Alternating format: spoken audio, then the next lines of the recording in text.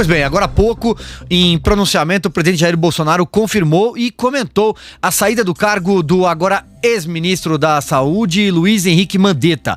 Bolsonaro chamou a saída de divórcio consensual. Nas redes sociais, mais cedo, Mandetta já havia anunciado sua saída da pasta por Jair Bolsonaro. Após uma reunião com o presidente, eles se encontraram, ficaram cerca de 30 minutos conversando. Quem está nos acompanhando aí em imagens, tem o tweet do Mandetta.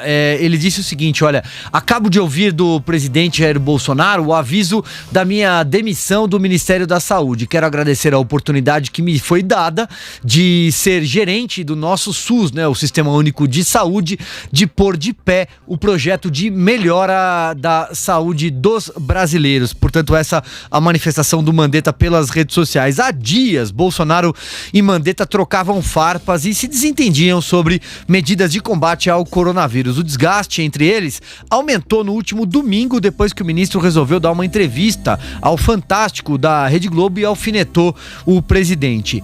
E aí, depois de estudar alguns nomes, Bolsonaro se reuniu hoje pela manhã com o médico oncologista Nelson Tait e o convidou oficialmente para o cargo. Tait aceitou o convite e há pouco também fez um pronunciamento, diz ter um alinhamento com o presidente. Eu fiz aqui algumas anotações, estava acompanhando todas essas entrevistas coletivas.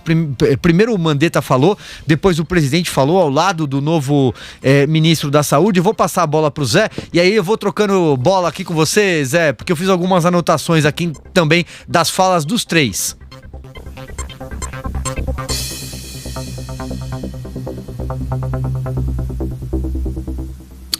Diga, Zé, o Zé me ouve? Não, temos um pequeno problema com a conexão com o Zé Maria Trindade. Vamos acompanhar então o trecho da fala do presidente Bolsonaro, Robson? Você tem ele aí no ponto? Agora há pouco terminei uma reunião com o ministro Mandetta, aproximadamente 30 minutos, e discutimos a situação atual do Ministério, bem como da pandemia. Uma conversa bastante produtiva, muito cordial,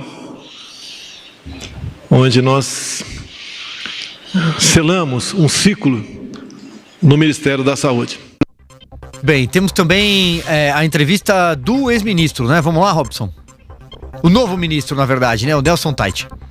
Não vai haver qualquer definição brusca, radical do que vai acontecer. O que é fundamental hoje é que a gente tenha informação cada vez maior sobre o que acontece com as pessoas com cada ação que é tomada.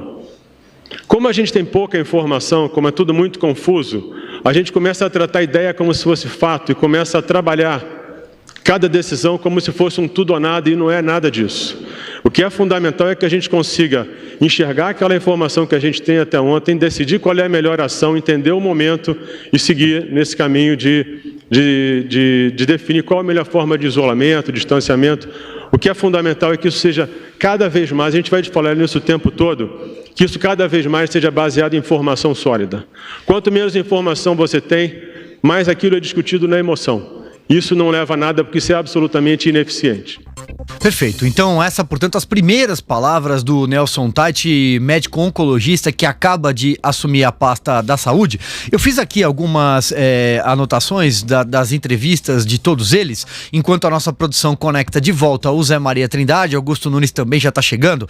Aquilo que eu destacaria da fala do presidente Jair Bolsonaro, como eu disse, ele se referiu à saída do Mandetta como um divórcio consensual. Aliás, foi uma fala do presidente, a impressão que eu fiquei é que ele não estava lendo, de que não tinha um teleprompter ali. O Zé Maria daqui a pouco me corrige se eu tiver errado. Então, portanto, ele fez um discurso natural, né? Sem ter algo, sem estar lendo, uma fala pausada, uma fala bastante equilibrada. Fez algumas críticas aos governadores. Ele usou uma expressão parecida com "não coloquem depois a culpa na União", e se referiu ao país como se o país estivesse voando no primeiro trimestre. E ele falou assim: olha, o Brasil estava voando no final do trimestre. E aí, evidentemente, com toda essa pandemia que forçou a União a ter uma postura muito diferente daquela linha do ministro Paulo Guedes, né? Para usar aqui uma metáfora, a União teve que colocar a mão no bolso, teve que gastar, algo que vai um pouco fora da linha da política, do tripé do ministro Paulo Guedes. Depois,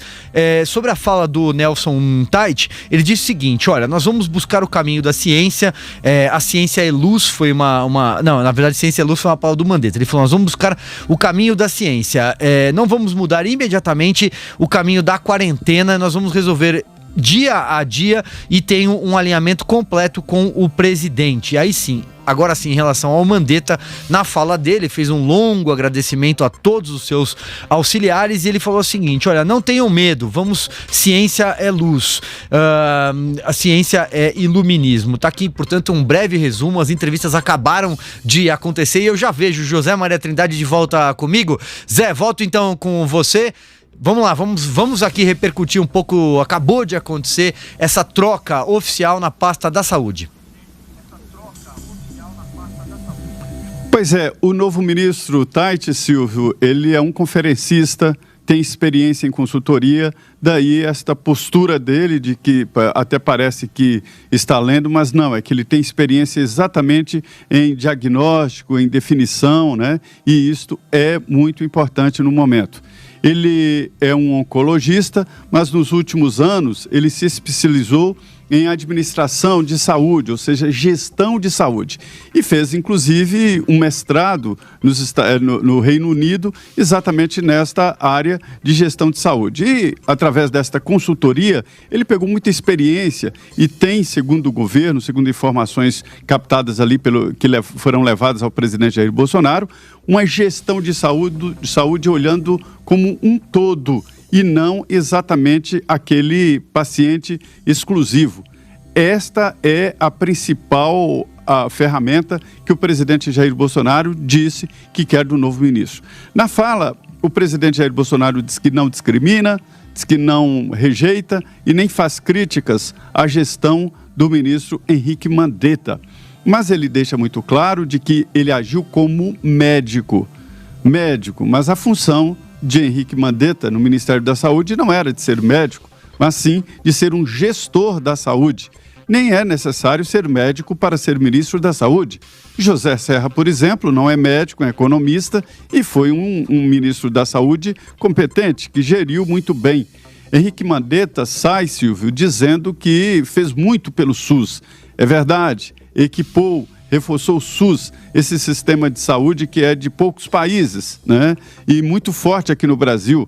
Qualquer um é atendido pelo SUS, que faz uma vacinação em massa, tudo de graça e tudo muito bem preparado, porque o SUS no Brasil funciona a trancos e barrancos, a falta de verbas, de equipamento, mas pelo menos existe e funciona. Tem que fazer ajustes.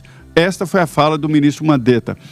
Olha, Silvio, o ministro Henrique Mandetta, um projeto muito importante no início, fez uma projeção de chegada do vírus e pronto, e se perdeu no escuro. Não houve testes, não houve nem mesmo pesquisa de campo para saber o que estava acontecendo e qual era o nível da contaminação no Brasil.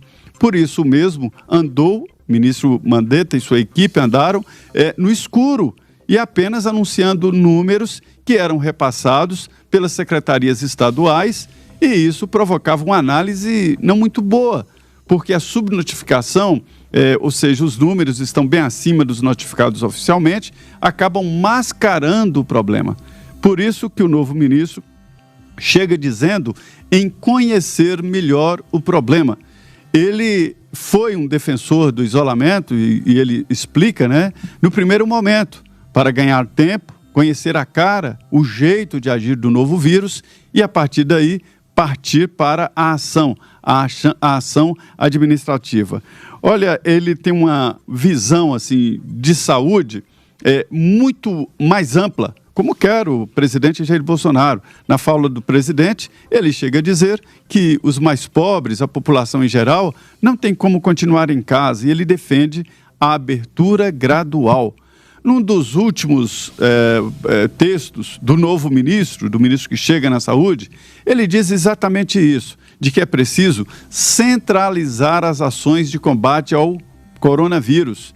E como ele faz isso, ele quer unir todos os poderes, né? Conversar com o legislativo, o judiciário, né? E ali junto com o executivo fazer uma ação e se estender a união com estados e com municípios. É exatamente esta visão global do combate ao coronavírus, repito, não só da doença, do doente, do cuidado, mas também emprego, economia e vida social e política do país, né? Perfeito, Zé. Agora sim, muito boa noite, Augusto Nunes. Aí já passando a palavra para você, comentando. Boa noite, Zé. Como disse o Zé, um final de novela, né? Uma quinta-feira com final de novela. Bom, é melhor um desfecho, qualquer que seja ele, do que a continuação dessa novela que estava paralisando, né? As ações do grupo encarregado do combate ao coronavírus no Brasil, do grupo federal. Eu acho o seguinte, como vocês já destacaram, nós estamos lidando com números não confiáveis. Há mais casos no Brasil? Sim. Também mais casos confirmados? Sim. Mas também há mais casos de recuperados. E não sabemos quantos são. Número de óbitos também. Há várias cidades para ter as facilidades aí oferecidas para o enterro de quem morre de coronavírus, estão superdimensionando o número de óbitos. Então, a primeira coisa a fazer é saber qual é o quadro real. Segundo, é preciso oferecer um horizonte ao Brasil. Essa história de passar o pico, que nunca chega, quando as mortes sobem, ele passa para o outro mês. E aí você já fica com aquela expectativa de que a quarentena será dilatada também. Aí é o seguinte, uma das poucas coisas claras para mim nessa pandemia é que quem determina a duração da quarentena não é o que determina, não é a força do coronavírus, da pandemia, é a fraqueza do sistema público de atendimento hospitalar. A fila, a quarentena só existe, ela só é dilatada, agora está claro isso, porque se todos os infectados forem ao mesmo tempo para o hospital, você vai encontrar um sistema em colapso. Mas ele já estava à beira do colapso. Se uma cidade tem a Santa Casa para atender, qualquer número é grande, porque você tem, por exemplo, um respirador, então vai faltar. O que deve fazer o novo ministro, na minha opinião, é investir nos hospitais de campanha. Eu não sei como é que são as coisas no hospital de campanha improvisado no Pacaembu e no Ibirapuera. É preciso ver como estão. Tá, como é que nós vamos fazer para aumentar os leitos de UTIs e os equipamentos requeridos pela instalação de uma UTI? É nisso que a gente tem que apostar, porque os países que enfrentaram com um sistema de atendimento à saúde menos frágil a pandemia já estão preparando a saída. Exemplo, a Alemanha já anunciou a retomada da atividade do comércio, mesmo nos setores não essenciais, a partir da segunda-feira agora. E no dia 4 de maio, a Alemanha vai estender isso aí à indústria. A Alemanha já foi notícia há pouco tempo pelo número de infectados. E agora é notícia porque já está saindo da epidemia. A gente tem de se mirar nos exemplos desses países e não ficar todos os dias fazendo reportagem sobre a Itália, que é o mau exemplo, né? A não ser seguido. Então, por que isso acontece na Alemanha? Porque o prefeito Rafael Greca já está planejando, já está anunciando a retomada da atividade econômica em Curitiba. Curitiba também enfrentou a epidemia, enfrentou com mais competência, conseguiu curar os doentes, mais doentes e com maior velocidade, e vai ser, talvez, a primeira cidade brasileira a voltar ao normal. e vai continuar combatendo a pandemia.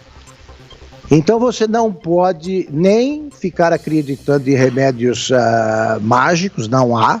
Há remédios que têm mostrado eficiência, sim, como a hidroxicloroquina, tem que investir nisso. Mas a vacina vai demorar, então você tem que tomar cuidado com isso. Mas você tem de pensar na antecipação do fim não, pensar na fixação de uma data para o fim da quarentena sem prazo. Isso precisa acabar. Porque a angústia que isso gera, a incerteza que isso gera, e os adiamentos sucessivos do tal pico, isso aí já cansou.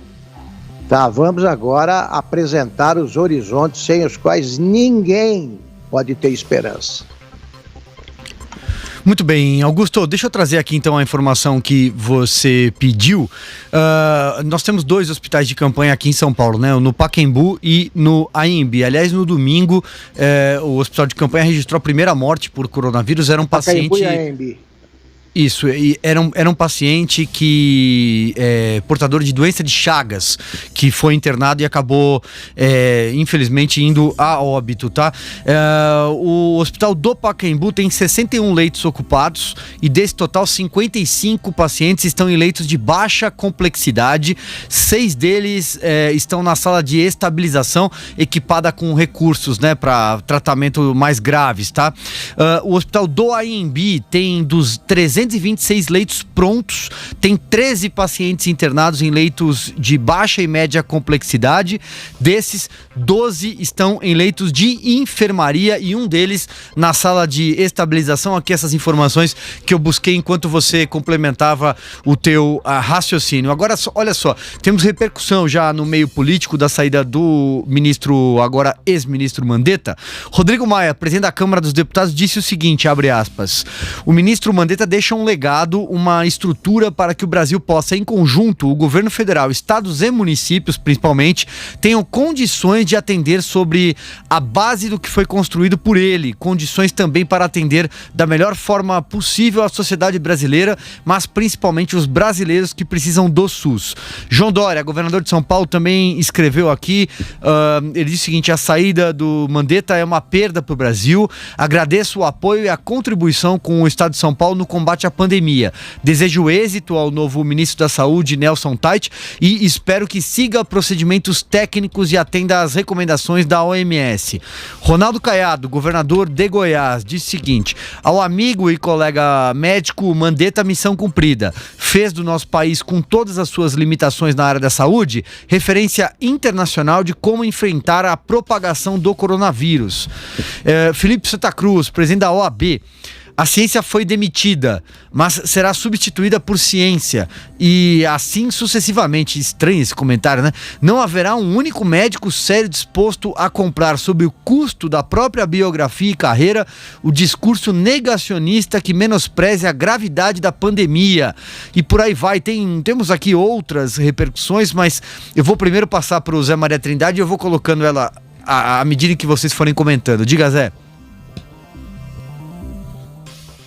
Olha, não é negacionista, né? É porque realmente a gestão da saúde durante esse processo aí da pandemia estava paralisada. E o novo ministro, Taichi, ele mostra que, na fala dele, um diagnóstico muito importante, quando ele diz o seguinte: é necessário rever diariamente a realidade, os cenários, as projeções e as ações. Como comentado, projeções e posições radicais e emocionais só levam a mais confusão e problema.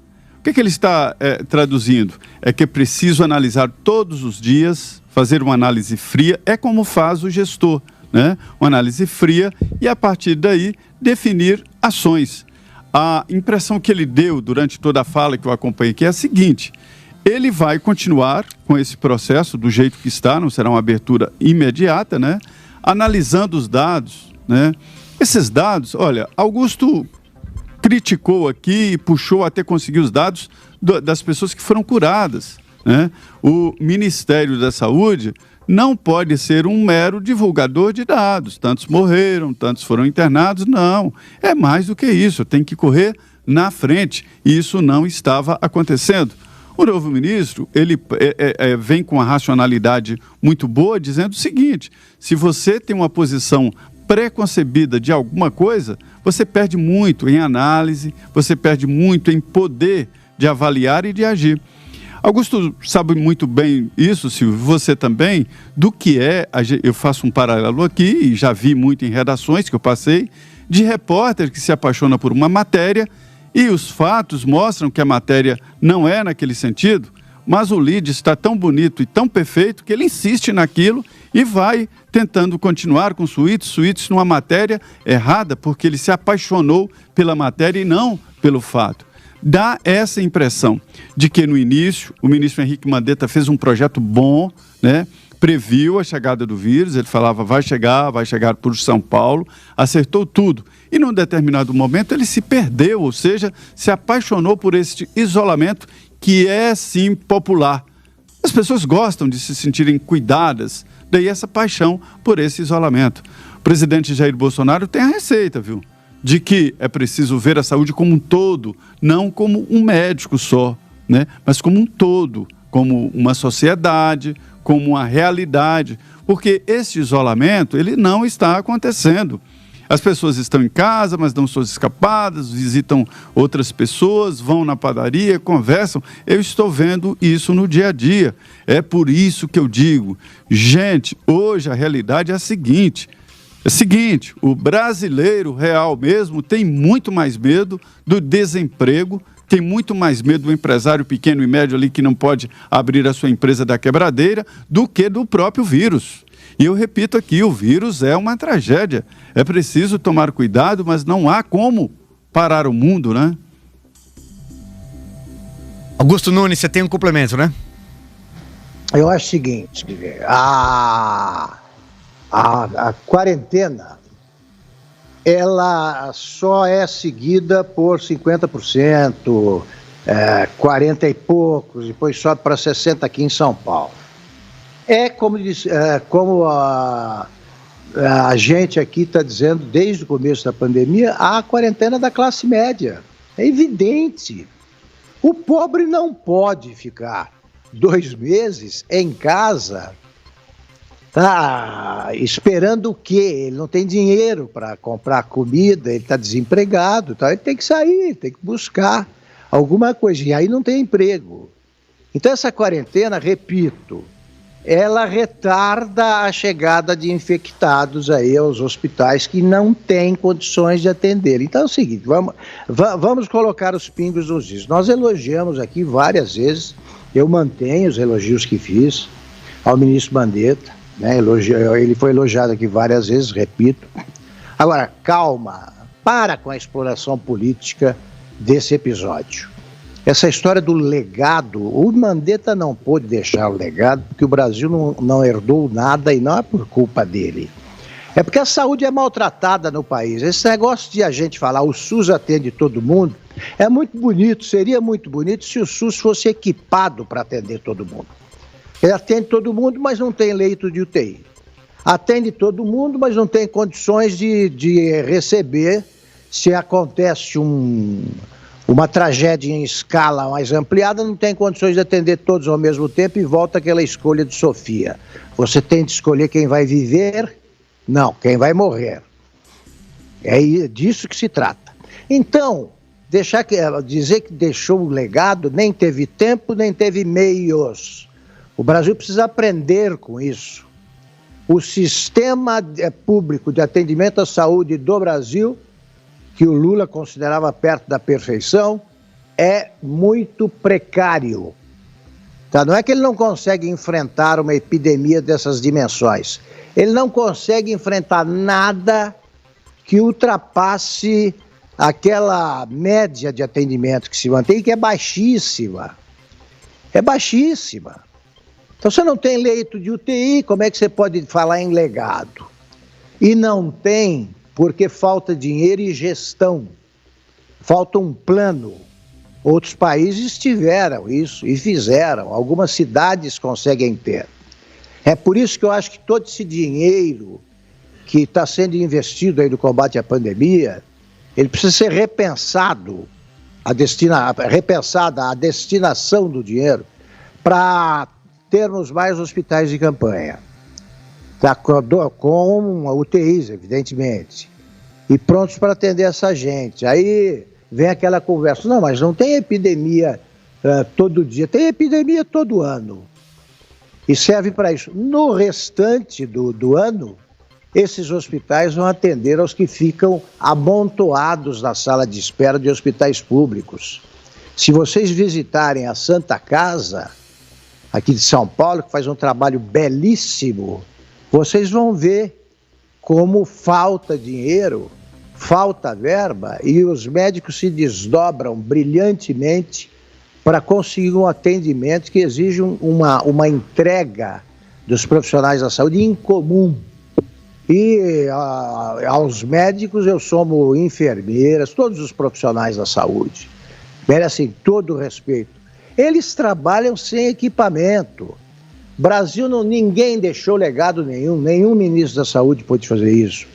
Houve ministros que conseguiram avanços, o José Serra conseguiu acabar com aquele monopólio, oligopólio farmacêutico que impedia a fabricação de genéricos. É um avanço.